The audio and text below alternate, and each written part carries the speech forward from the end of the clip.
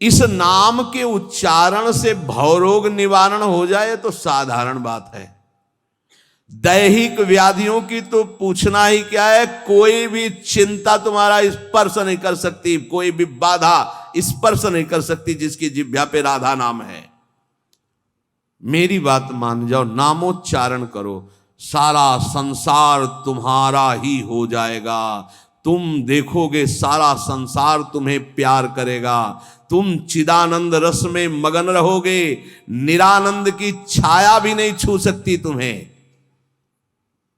आदि भौतिक, आदि दैविक, आध्यात्मिक कोई भी भय नहीं रहेगा। सभी भयभीत होकर भाग खड़े होंगे। सदा के लिए तुम निर्भय और निश्चिंत हो जाओगे।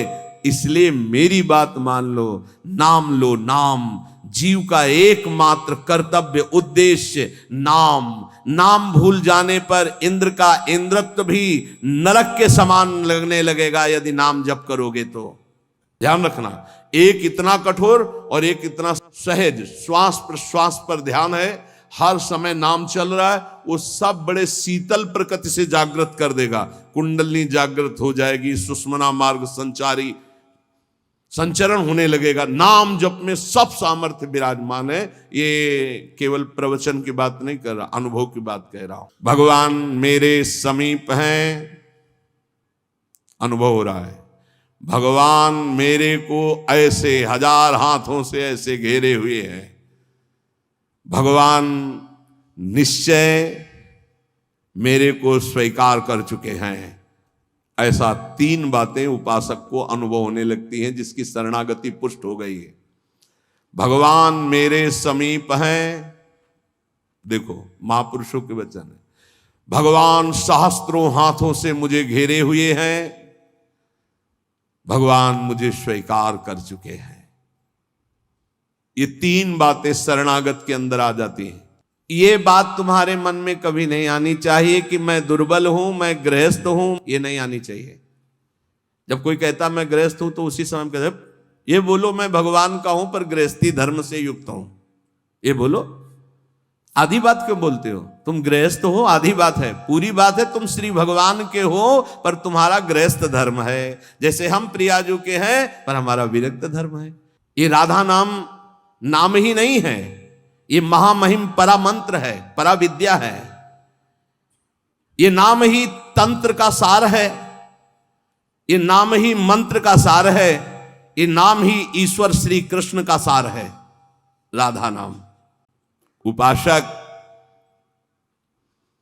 एमिन मन तेमिन भगवान। जैसी तुम्हारी मना स्थिति वैसी तुम्हें ये सृष्टि दिखाई देगी। अगर तुम्हारा मन भगवदाकार है तो सब भगवान दिखाई देंगे। तुम्हारा मन कामी है तो सब कामी दिखाई देंगे।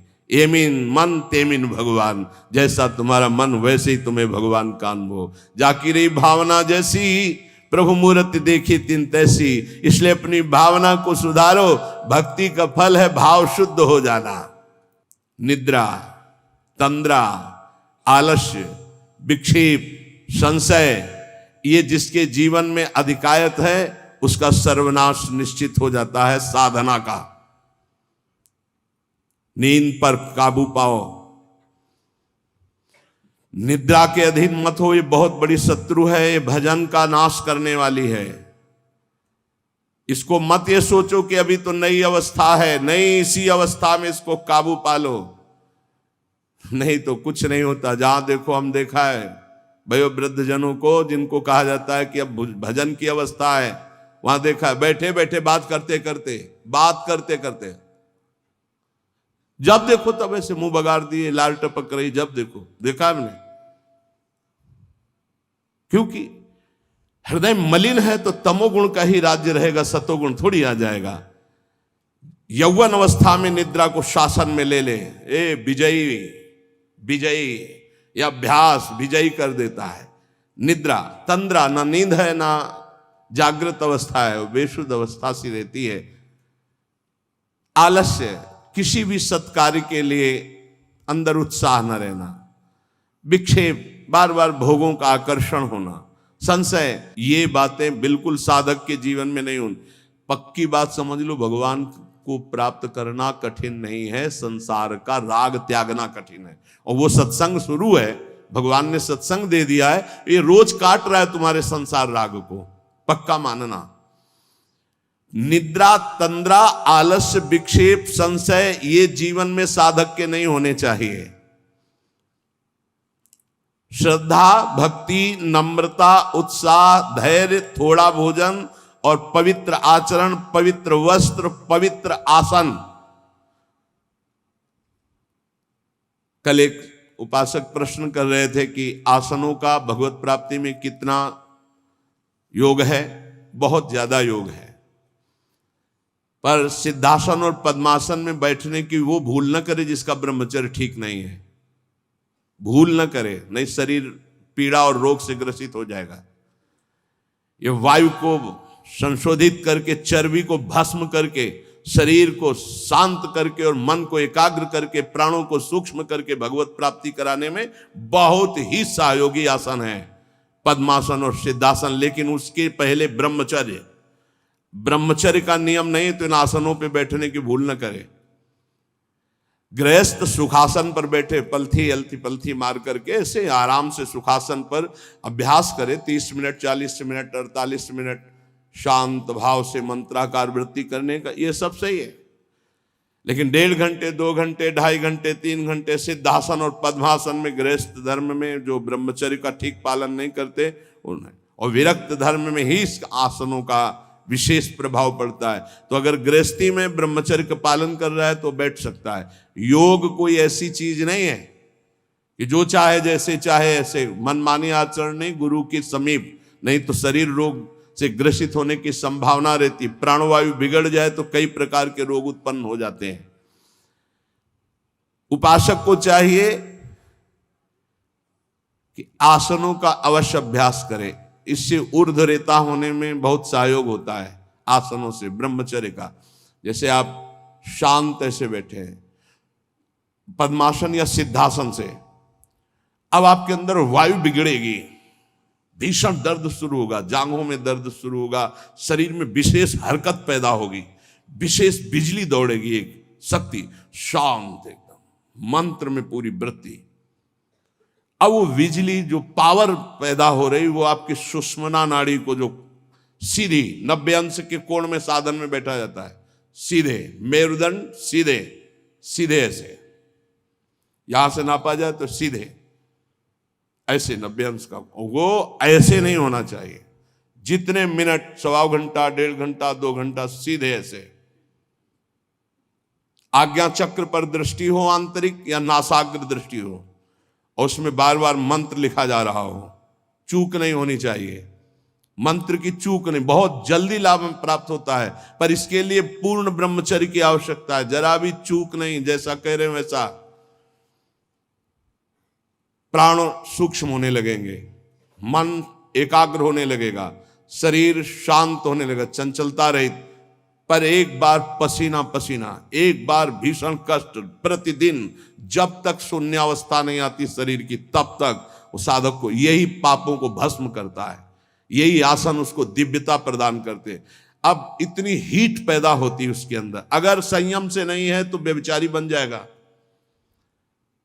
बहुत ध्यान देने योग्य बात, उस समय उसकी कुंडलनी, उसकी सुषुम्ना नाड़ी, उसकी हर नाड़ी एक्टिव होती है उस गर्मी से, आध्यात्मिक शक्ति से।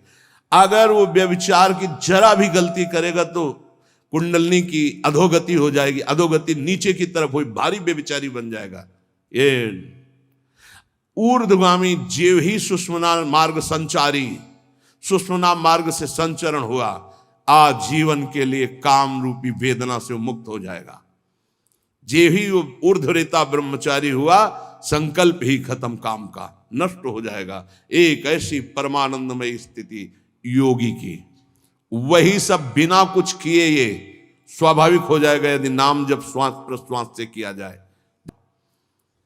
पूरे शरीर को झकझोर के रख देती जिस समय कुंडली जागृत होती यौगिक क्रियाओं के द्वारा, और नाम के द्वारा जब जागृत होती तो पता ही नहीं चलता कब जागृत हो गई। ये ध्यान रखो, वही नाम से ऐसे सहज में जागृत हो जाती कि उसको पता भी नहीं चलता कि हमारे अंदर कुंडली जागृत हो गई क्या, सुषुम्ना मार्ग खुल गया है क्या, खूब नाम में प्रीति। सदाचार पूर्वक आसनों का सेवन, ये तो सदगृहस्थ भी कह सकते। 45 मिनट आप सुखासन पर बैठने का अभ्यास करें। अगर थोड़ा भी परमार्थ पे कम से कम 24 घंटे में 2 बार आसन में बैठने का तो अभ्यास। सुखासन ऐसे पलथी मारकर ऐसे आराम से, या अर्ध पद्मासन, एक टांग के ऊपर बाई टांग के ऊपर दाई टांग ऐसे चढ़ा करके आराम से, ये आराम आसन है। जो वयोवृद्ध हैं थोड़ा कुर्सी या सोफा या जैसे भी बैठो, पर ऐसा नहीं कि एक एक मिनट में इधर उधर, थोड़ा सा शांत बैठने की कोशिश। जैसे निरंतर विषयी पुरुष विषय चिंतन करता है तो उसे विषय की आसक्ति प्राप्त हो जाती है, ऐसे भक्त जब भगवान नाम चिंतन करता है तो उसे भगवान में आसक्ति प्राप्त हो जाती है, घृणित स्थानों में आसक्ति हो जाती है। फिर सच्चिदानंद का जब चिंतन होता है तो उसमें आसक्ति हो जाए तो कैसा आनंद होगा। देखो आपको अनुभव होता है भगवान मेरे समीप है। अगर नहीं हो रहा तो अभी आपका कोई है, इसीलिए नहीं हो रहा। ये पूज्य श्री राधा बाबा कहते हैं हमारे श्री कृष्ण में एक स्वभाव ऐसा है, वो दूसरिया पसंद नहीं करते। वो जिसको स्वीकार करते हैं उससे अनन्यता की चाह रखते हैं। मौन, अन्य चेष्टाहीन, शरीर मन वाणी केवल आराध्य देव में, तो अनुभव होने लगेगा कैसे प्रभु हमारे समीप रहते हैं। ये कितने बड़े महापुरुषों की खुली हुई बात है। भगवान मेरे समीप हैं, भगवान मुझे शास्त्रों भुजाओं से ढके हुए हैं, मेरी रक्षा कर रहे हैं, भगवान मुझे स्वीकार कर चुके हैं, ऐसा शरणागत को अनुभव होता है। आपको यदि अनुभव नहीं हो रहा तो मौन, सारी चेष्टाएं भगवान के लिए, शरीर मन और वाणी प्रभु के चरणों में समर्पित, तो आपको अनुभव होगा प्रभु मेरे समीप है। अनुभव होता है हर उपासक को। जीवित कैसे रहे, जो भोगों से जीवित है उनकी बात अलग, जो प्रभु से जीवित है उनकी बात। कोई सोच सकता है ये तो विरक्त कर सकता है, गृहस्थ कैसे कर सकता है? तो बोले गृहस्थ संबंधी जितने कार्य वो सब प्रभु को अर्पित करो, नियम से भजन का समय रखो। इतने समय ठाकुर सेवा, इतने समय पाठ, इतने समय भजन, इतने समय ड्यूटी, इतने समय अपने कार्य, समय से सब कार्य, सांसारिक कार्यों को भी समय से करो और भगवद अर्पित करो। जब तक दूसरों से क्रोध करते हो, द्वेष करते हो, कपट रखते हो, स्वार्थ भरा व्यवहार करते हो, अभिमान भरी वाणी बोलते हो और लोक में दूसरों की निंदा करते हो, तब तक हृदय में विद्यमान भगवान होने पर भी तुम ये अनुभव नहीं कर सकते कि वो मेरे समीप हैं। बहुत अमृत में वचन है, पता नहीं आपको कैसे लग रहे हो। बिल्कुल अंदर का ऑपरेशन है। जब तक दूसरों से क्रोध करते हो, द्वेष करते हो, कपट भरा व्यवहार करते हो, स्वार्थ रखते हो, अभिमान भरी बात बोलते हो, दूसरों की निंदा करते हो, तो हृदय में विद्यमान रहने पर भी भगवान का अनुभव नहीं कर सकते कि वो मेरे समीप हैं। ब्रह्मचर्य में जीवन परम पुरुषार्थ में जीवन होता है। ब्रह्मचर्य ही ब्रह्म की प्राप्ति का मुख्य हेतु होता है। ये मुख्य हेतु होता है। मान लो जिसके त्यागने में इतना सुख है उसको रोकने में कितना सुख होगा। मान लो।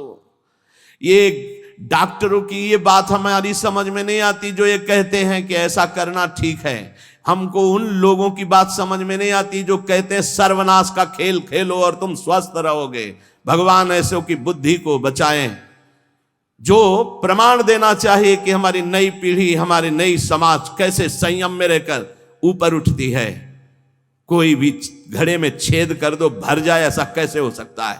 चलनी में गैया दुहे, दोष दैव को दे, हरि गुरु कहो न माने। कैसा कलयुग बढ़ गया है कि प्रमाण दिया जाता है सीरियल नौटंकी नाटकों से और डॉक्टरों से। कैसी बुद्धि भ्रष्ट हो गई है उपदेश देने वालों की। धर्म शास्त्रों की अवहेलना करके ऐसे उपदेश देने वालों को नरकी गति प्राप्त होगी, कोई भी हो। क्यों? क्योंकि वो जब ऐसा उपदेश कर रहा है तो स्वयं उसकी ऐसी धारणा है। और व्यभिचारी की गति कभी शुभ नहीं हो सकती। व्यसनी धन शुभ गति व्यभिचारी कभी नहीं हो सकती। शास्त्र मर्यादा का नाश करने वाले ऐसे लोग प्रमाण देते हैं नाटकों, नौटंकी और फिल्मों का कि ऐसा करना उस फिल्म में कहा गया, ऐसा करना उस डॉक्टर क्या है? शरीर संबंधी अंगों का ज्ञान रखने वाला है, ना कि वो परमार्थ विजयी योद्धा है। वो काम क्रोध लोभ मोह मद इनका ऑपरेशन करना जानता है क्या? इतना चाहे जितना तुम डिग्री ले लो, इस शरीर का तुम ज्ञान रख सकते हो, लेकिन मन का और बुद्धि का और परमात्मा तत्व का ज्ञान प्राप्त करने वाले महापुरुषों की, ब्रह्म ऋषियों की वाणियों का खंडन करने का अधिकार नहीं है। उन्हीं की बात से हमारा परमार्थ शुद्ध होता है। शरीर में जितनी पावर शक्तियां हैं वो सबका अंतिम रूप वीर्य है। सबका अंतिम रूप, सप्तम धातु का अंतिम रूप बनता है जाकर वीर्य। और उस पावर का नाश करने वाला कभी स्वस्थ रह सकता है? कैसी बुद्धि है, कैसा उपदेश है। यहां कह रहे हैं कि परमार्थ की शुरुआत ही ब्रह्मचर्य से होती है।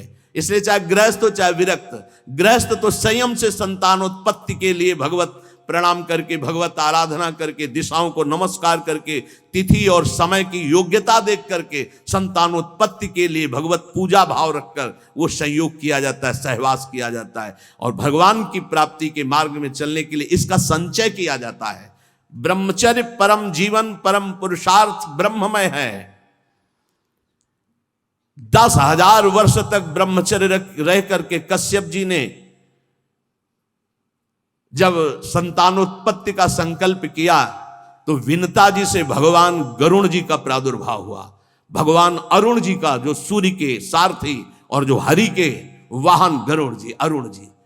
फिर 1000 वर्ष तक रहकर तो भगवान वासुकी, भगवान शेष, अनंत फणधारी, इनका जब जब वो सहवास करते तो हजारों वर्ष ब्रह्मचर्य रह के तो बलिष्ठ देवता, बलिष्ठ दैत्य सब उन्हीं से प्रकाशित हुए, कश्यप जी से। ब्रह्मचर्य पूर्वक जीवन कई वर्ष व्यतीत करके नाम जप करते हुए फिर संतान, तो चाहे बालिका हो चाहे बालक, वो जगत मंगल करने वाला हो गए, पशुओं जैसे आचरण से नहीं। ब्रह्मचर्य जिसका ठीक है वही, चाहे गृहस्थ हो चाहे विरक्त, वही परमार्थ पर विजयी हुआ है आज तक। सद्भाषण, सद्विचार, सद्भावना, न्याय निष्ठा, आडंबर पाखंड का त्याग, वही जाकर के धर्मात्मा महात्मा बनता है। इसलिए भक्त को चाहिए कि ब्रह्मचर्य पर विशेष ध्यान दे और रात्रि के सोने के समय ज्यादा सावधान रहे। उस समय वेदना काम की जरूर जागृत होती है, उस समय जरूर ध्यानस्थ रहे, कीर्तन परायण रहे, नाम जप करते हुए शयन करे और शेष भाग रात्रि का भजन में व्यतीत करे। मध्य भाग शयन के लिए, शेष भाग प्रारंभ भजन और उठने के समय भजन। अब आप लोगों की तो दिनचर्या ऐसा है कि अर्धरात्रि से शुरू हो जाती, शेष भाग आने ही नहीं पा। ये जो ब्रह्म मुहूर्त समय कहा जा रहा है, इस समय तो सत्संग हो रहा है आपका। कितना सौभाग्य है कि आप उठना चाहो या ना उठना चाहो, आपकी दिनचर्या ऐसी कि आपको अगर 2:30-3 बजे नहीं उठोगे तो आप अपनी दिनचर्या नहीं कर पाओगे।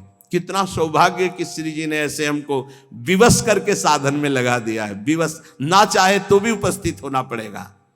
जो जबान का खूब लोभी है, भोजन का स्वाद लेने वाला, वो तमोगुणी स्वभाव का हो जाता है। वो कभी जनेंद्री पर विजय प्राप्त नहीं कर सकता, कभी ब्रह्मचारी नहीं हो सकता। लेकिन ये बात जितेंद्रीय महापुरुषों में परीक्षा नहीं की जा सकती। संध्या के समय भोजन करने से भजन में अरुचि पैदा हो जाती, इसलिए संध्या के समय कभी भोजन न करे।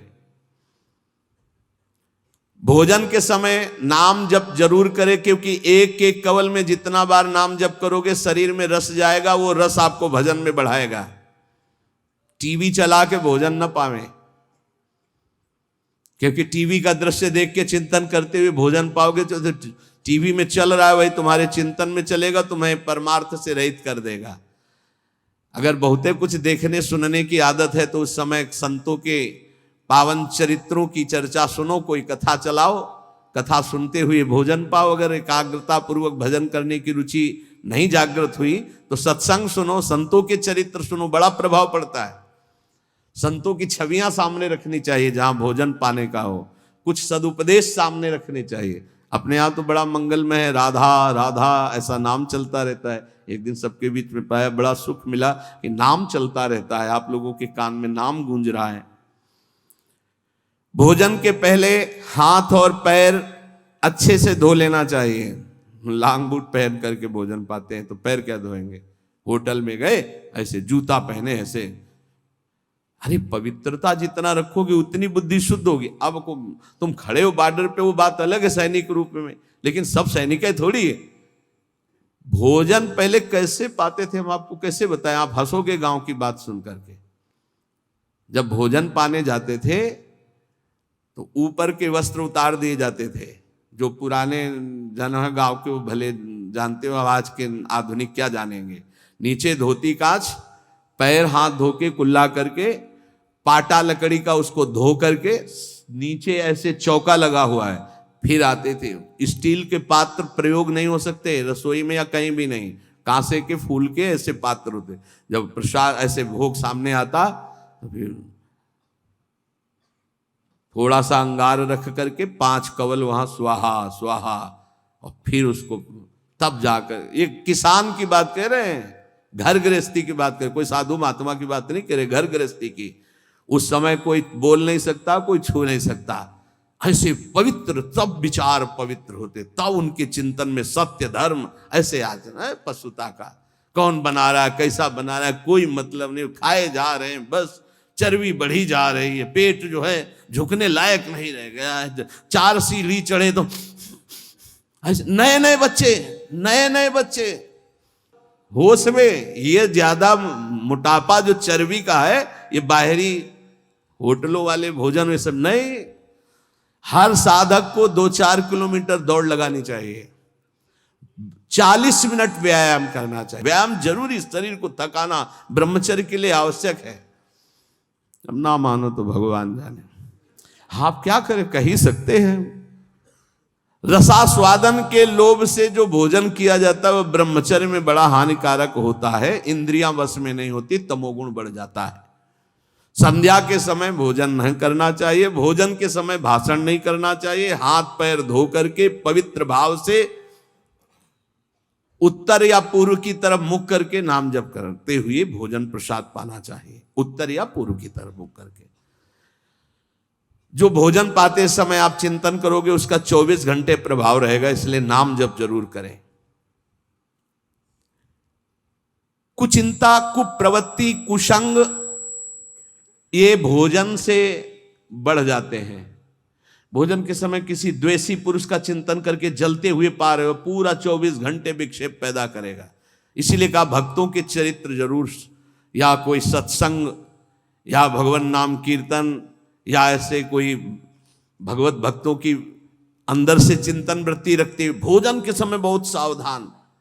भोजन 24 घंटे के लिए रक्त बनाने वाला पदार्थ जा रहा है, उस समय बहुत बढ़िया चिंतन करते हुए पाना चाहिए। जो एक दूसरे से हंसी मजाक करते हैं, जो सीरियल तमाशा नौटंकी के ऐसे देखते हैं, जो छल भरी बात करते हैं, जो दूसरों के साथ गंदे व्यवहार करते हैं, ऐसे लोगों से भक्ति करने वालों को बचना चाहिए। दूसरों की चर्चा करना भक्ति मार्ग में बहुत ही हानिकारक है, पर चर्चा किसी की नहीं होनी चाहिए, नहीं तो निंदा जरूर हो जाती है। जो हर समय नाम जप करते हैं उनके शरीर में परमाणु नामाकार पैदा होने लगते हैं शरीर से। ऐसे जनों के साथ बैठना, संभाषण करना, उनके साथ भोजन पाना, या उनकी चरण रज या उनका उच्छिष्ट या उनका कुछ दिया हुआ पदार्थ मिले तो नाम जप में बड़ी रुचि बढ़ती है।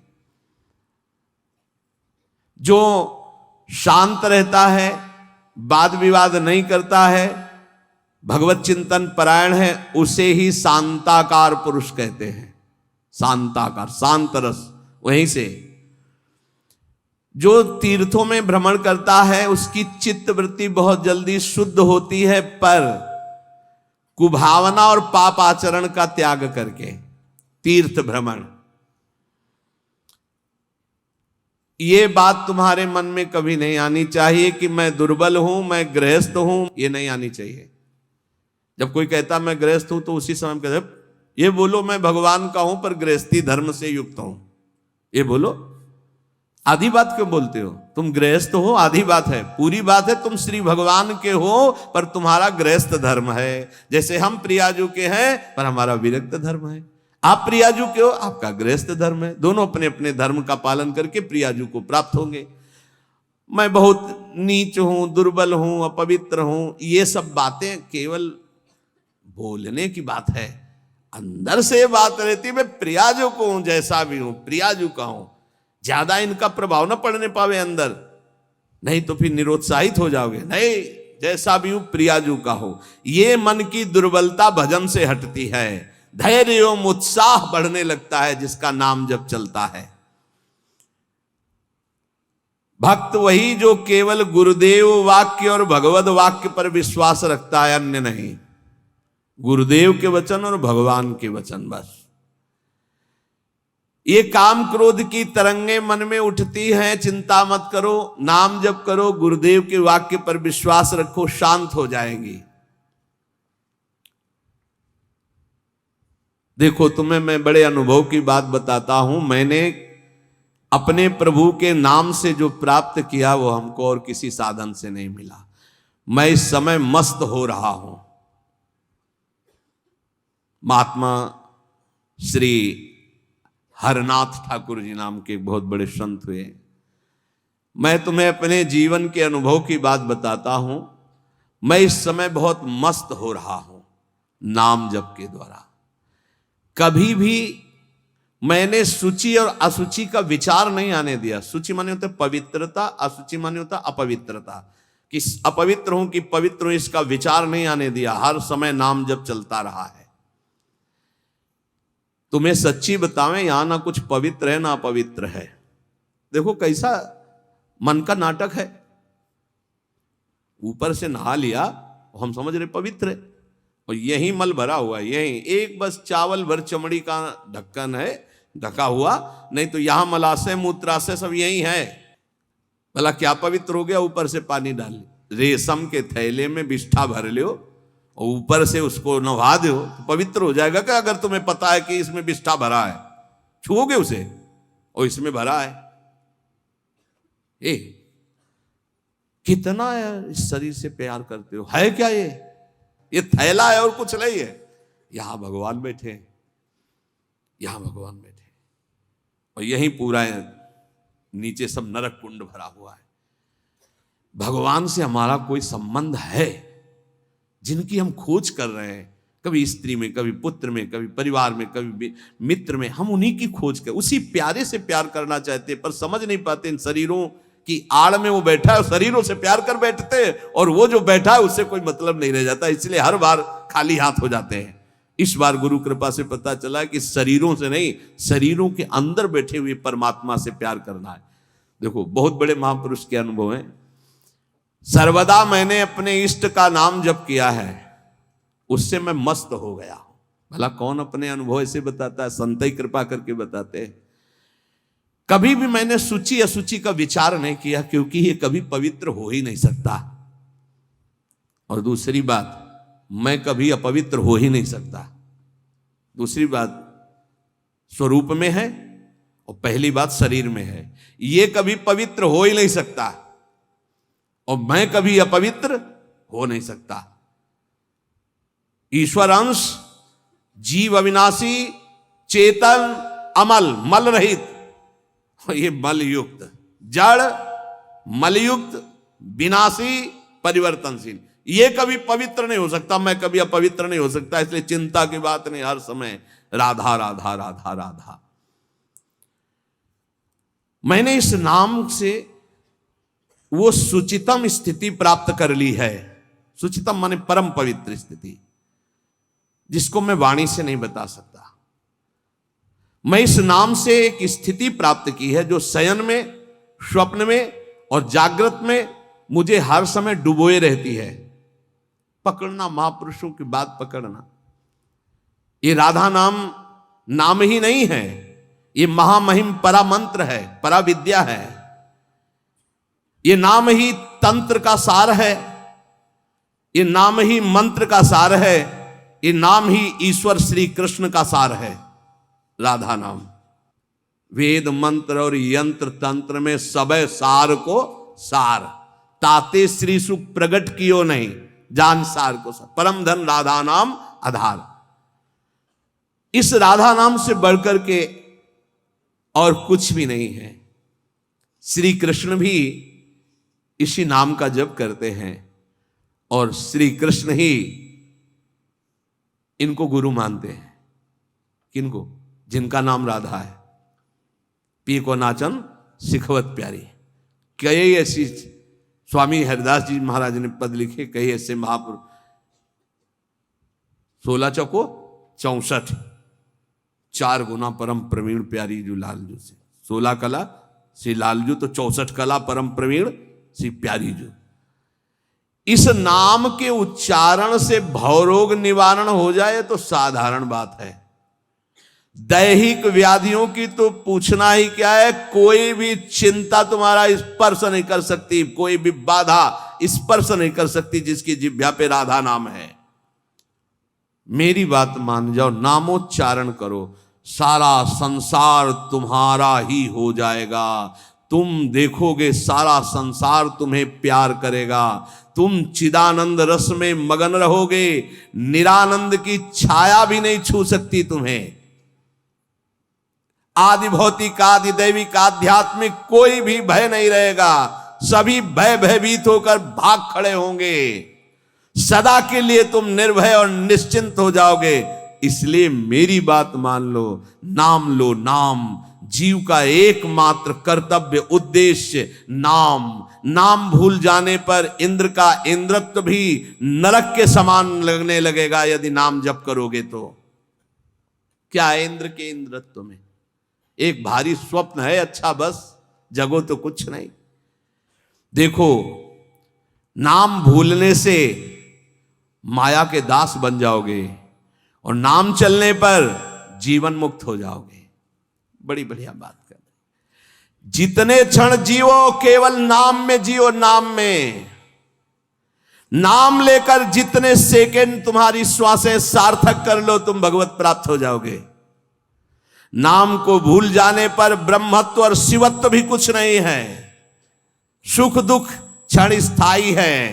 इसलिए किसी की फेर में मत पड़ो, केवल नाम नाम नाम लेकर भगवान शिव विष पान कर गए, आज भी गले के नीचे नहीं उतरा। यही है नाम। नाम नामी की अपेक्षा नाम अधिक शक्तिशाली पाया गया। नाम परम शांतिदायक है। ये महान जगा हुआ सामर्थ्यशाली है नाम। राधा राधा दृढ़ विश्वास करो और ये नाम रटते रहो। बिना श्रद्धा के भी नाम लोगे तो तुम्हें भगवत प्राप्ति करा देगा। श्रद्धा की बात क्या? एक क्षण इस संसार में कहीं भी शांति नहीं है, एक क्षण भी। इसलिए किसी के इस भुलावे में मत पड़ो कि अमुक जगह शांति है। शांति तुम्हारे हृदय में है और वो तुम्हारे भजन से होगी। भजन से सर्वत्र चिरस्थायी शांति, सर्वत्र चिर आनंद, वो केवल भजन से मिलेगा। केवल भजन, यही हम समझाते हैं। जब एकांतिक में प्रश्न होता है तो यही कहते हैं, कहीं भाग के चले जाओ शांति मिले तो बताना तुम कितना भागोगे। यहां बचपन से भाग रहे हैं, शांति यहां मिली है, यहां छाती में शांति मिली है। कब? जब गुरुजनों ने जो मंत्र दिया, नाम दिया, उसका प्रभाव। तो बोले आप तो वृंदावन की महिमा वर्णन करते रहते हो, तो हमारे उर वृंदावन और ये दोनों एक हो गए तभी आनंद का अनुभव। नहीं तो यहां आप देख लो, अगर भजन नहीं है तो तुमको क्या दिखाई देगा। यहां बिहारी जी महाराज खड़े, बिहारी जी को देखने वाले कम मिलेंगे आपको, कम मिलेंगे। बहुत फूल देख लोगे, बहुत इधर उधर। बिहारी जी से आंख मिलाने वाला तो कोई बिरला ही होगा। जो सीधे गया उनसे आंख मिलाया, आंखों में भरा और चल दिया, वो तो कोई बिरला ही होगा। जब तक तुम्हारे हृदय में नाम नहीं चल रहा, पूरी पृथ्वी में घूम जाओ, कहीं शांति नहीं मिलेगी। ये महापुरुषों के वचन है। चिरकाल तक कहीं भी तुम घूम जाओ, कहीं तुम्हें शांति नहीं मिलेगी यदि नाम जप नहीं करोगे। तब लग कुशल न जीव कहूं, सपने हो मन विश्राम, जब लग भजत न राम को शोक धाम। अभी समय है, अभी मृत्यु तुम्हारे ऊपर आक्रमण नहीं कर रही, इसी क्षण नाम जप कर लो, राधा राधा राधा, भगवत प्राप्ति हो जाएगी। हमारी बात को अच्छे से समझ लो, भगवत प्राप्ति कल के लिए नहीं, आज से है भगवत प्राप्ति। अभी से है। नारायण बोला पुत्र के बहाने से भगवत प्राप्ति हो गई, तुम जानबूझ के राधा बोल रहे, तुम्हें भगवत प्राप्ति नहीं होगी? अरे विश्वास करो भाई। इसलिए मैं कहता हूं हमें बहुत दिन जीने की आशा नहीं रखनी। 2 मिनट जीऊं, 2 दिन जीऊं, 2 महीने जीऊं, राधा राधा कह के जीऊं, इसी से भगवत प्राप्ति हो जाएगी। अब क्या चिंता है? मरने का भी डर नहीं। अभी मर जाऊं, राधा गए श्री जी के पास, जो जन्म जन्म मुनि जतन कराई, वो अभी काम बन जाएगा। मैं बार बार इसीलिए नाम जप की बात कहता हूं कि हमारी अंतिम श्वास नाम में जाए। दया में प्रभु से हम यही प्रार्थना करते हैं कि हमारी बात समझ में आ जाए सबको, कि वो नाम जप करना शुरू कर दें। नाम जैसा अपना कोई मित्र नहीं है। नाम सदा के लिए हमारे जिह्वा पे विराजमान है। सुख दुख पुत्र परिवार ये सब भूल भुलैया है, कोई हमारा नहीं है, नाम हमारा है। राधा राधा राधा, नाम न भूलना। श्री कृष्ण की सारी शक्तियां इसी नाम पर विराजमान है। ये आधार है, ये बीज है स्वरूप। ये नाम विश्व का बीज है। काय मनोवाक्य से नाम को ग्रहण करो, परम कर्तव्य की पूर्ति हो जाएगी, सारे ऋणों से मुक्त हो जाओगे नाम रूपी धन से। राधा राधा राधा। ऐ मित्र, ये नाम तेरे निकट है तो ईश्वर तेरे साथ खड़ा है। मुख में हो राम नाम, राम तेरे हाथ में, बंदे तू अकेला नहीं, राम तेरे साथ में। नाम बाणे जहां श्याम श्यामा तहां। नाम जैसा कोई मित्र नहीं, कोई भी ऐसा बंधन नहीं जो नाम काट न सके। इसलिए परम पवित्र, परम मित्र, परम स्वच्छंद कर देने वाला राधा राधा नाम। नाम को अपना परम कर्तव्य समझो, नाम को अपना निजंग बना लो। नाम प्राणों से भी अधिक प्रिय लगने लगे। ये प्राणों से अधिक प्रिय केवल नाम होना चाहिए और कुछ नहीं। श्री कृष्ण का प्राण है ये नाम, जिस पर श्री कृष्ण बहुत प्रसन्न होते हैं उसको ये नाम प्रदान करते हैं। राधा राधा लाल रंगीलो गाइए, ताते प्रीति रंगीली पाइए। चाहे जितना कष्ट हो तुम नाम मत भूलना, चाहे जितना भय हो तुम नाम मत भूलना। संसार का मूल कारण परमात्मा है, परमात्मा की प्राप्ति का मूल कारण नाम है। प्रेम मूल यह नाम है, बिल्कुल अक्षरशः सत्य। प्रेम, सबका प्रेम, ईश्वर का प्रेम, नाम। जैसे वृक्ष की जड़ में जल डाल दो पूरे वृक्ष में पहुंचता है, ऐसे ईश्वर का मूल प्रेम, प्रेम का मूल नाम। नाम अर्थात सब कुछ हो गया। ईश्वर का मूल प्रेम। कैसे?